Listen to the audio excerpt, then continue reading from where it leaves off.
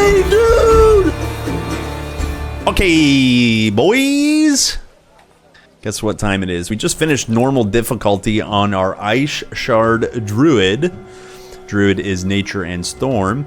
Let me quickly go over our gear. We have a lot of really interesting gear on this character. As always, though, we have a Hallowed Hat.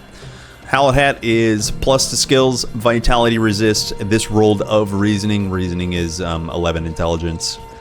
+4. We got +4 to skills on normal difficulty, and that is very, very important for many reasons. And it's also very lucky. On this hat, you can see we put Amun-Ra's Glory. Big health, big energy. We got lucky with the energy, the health completion bonus. Health is pretty important in most characters on normal and hardcore.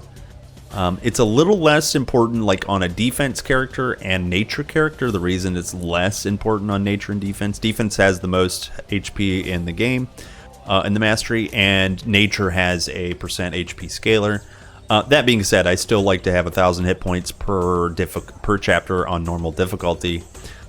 You can see here we're in Act 5, so I should have 5k hit points. We're not quite there. Pretty close, though. Anyways, moving on to our next item. As always, we play with the Stonebinder's Cuffs. This gives plus to skills. And Ellie Res. We rolled strength on there as well. Again, we put an Amun-Ra's Glory on there, and this one rolled with Vitality Completion bonus. That's the Force Completion bonus, so nothing special there. Moving on to our boots, we got really lucky in Act 4, and we got Boots of the Pegasus. Pegasus is Ellie Res, Ellie Damage, Energy Regen, and Movement Speed. It also rolled Stout. Stout is the armor prefix. I almost always put Hermes Sandal on here with the Force Completion bonus of Poison Res. That is kind of a must. Again, we have another plus to skill on the Vest of Wandering Goat. This has chance of confusion if you auto attack. We're not auto attacking. This has energy regen. It has movement speed, chance to dodge minus requirements, and the glorious plus to skills. This piece is awesome. You get this from Typhon. Just juice him until you get it. Our weapon and shield is kind of interesting. We're not auto attacking, like I said, at all. We are just spamming ice shards. So this is really just a stat stick. Ellie Res on a weapon, any kind of resistance on a weapon is always kind of cool, especially if you're using your weapon for a stat stick. This has 19 Ellie Res, 17 dex, some health regen, some attack speed. Again, we're not attacking, so that doesn't matter. But on a weapon, it has movement speed, so that's pretty sick. I'll show you in just a second, but we're literally movement capped. And then last thing has 6% avoid projectiles. So next up is our jewelry. We have 2 occult rings. Occult rolls casting speed, and since we're casting ice shards, you want to have as much casting speed as possible. Occult is % elemental damage and casting speed, and then acuity is the suffix is 19 int. On both of our occult rings, this one rolled. This is Occult of Virility. Virility is just strength. On both of our rings, we put the Force Completion bonus of Pierce Res on our Monkey King's Trickery. It's a little strange to put Monkey King's Trickery on a character that's not going to auto attack and apply the reduction of resistance, but Monkey Trickery has some Ellie Res, Skill Disruption, and the Force Completion is Pierce. You can see just quickly at looking on our resistance, our Pierce is the lowest. We do have Rigid Carapace on our shield, and we still are suffering a little bit in Pierce Res. So that was the decision there. But your charm slot is pretty free for the rings, really. And then our other piece of jewelry is Honor Guards of Vitality. This is really, really lucky. Honor Guards on an amulet is armor, pierce, stun, and the vitality is a health roll. If you get armor on a amulet or ring, the armor is global, meaning that your hat will get 10 armor, your chest will get 10 armor, your boots will get 10 armor, and your gloves will get 10 armor. or whatever their armor value is. So it is not just 10, it's 10 global, right? So that's why that's cool on an amulet. And then again, like I said, vitality roll is the almost 300 health. So that's huge. And then as always, we play with Golden Scarab. The force completion bonus on there is plus the skills. So that's 4 plus 4 to skills. The amulet charm, the chest, the hallowed hat, and the stonebinder's cuffs. That's our plus 4 to skills.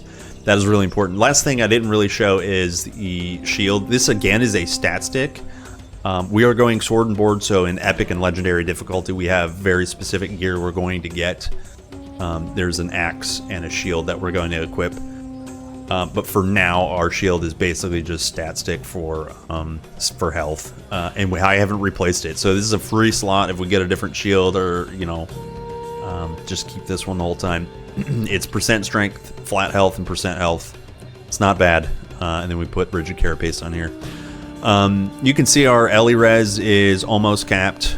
Pierce res is 57, Vit res 73, Poison res 50. No bleed res, as always.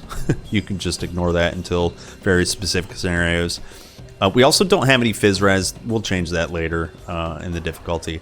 Let's move on to skills real quick, starting with Nature Mastery. The most important thing in Nature Mastery is the Aura of the Tranquility of Water. So we only have 1 point of Heart of Oak. We'll max that out later. You only need to 1 point this because the total speed on this does not scale. At 1 point you get 10% total speed. At 12 points you also get 10%, right? So it's like you only need 1 point and then health as you need. So our plus to skills gives this up to 6 out of 12. Oh, one other thing I didn't show you guys. We have Druidic Wreath. That's our artifact. Poison res, health regen, energy, offensive ability. We don't need the offensive ability. And then also energy cost. Since we're spamming ice shards, the energy cost reduction is sick this year. Right? We can't quite do this all day, but we can spam for a good while. Right? And then just drink a pot and then continue. Right? So yeah, so the total speed here helps us cast faster. The Tranquility of Water at plus 4 skills is 90% chance of half energy cost, right? So 90% of the time we're getting 50% off of our energy, right? That's huge. That's really, really huge. And then above that, Permanence of Stone is quite good too. As you need, only put points in here to get some Ellie res. You can see we only have 1 point in there. Moving over, we have 1 point in Refresh. Refresh helps reset your cooldowns.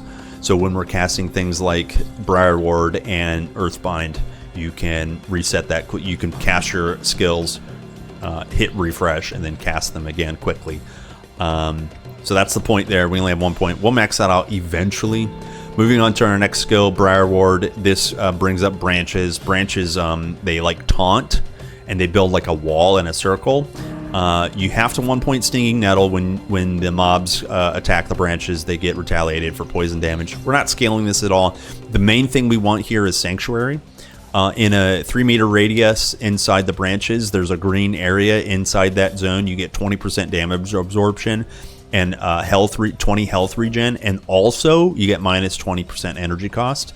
So when you're standing inside your branches, things cost even less, right? So you can cast for even longer.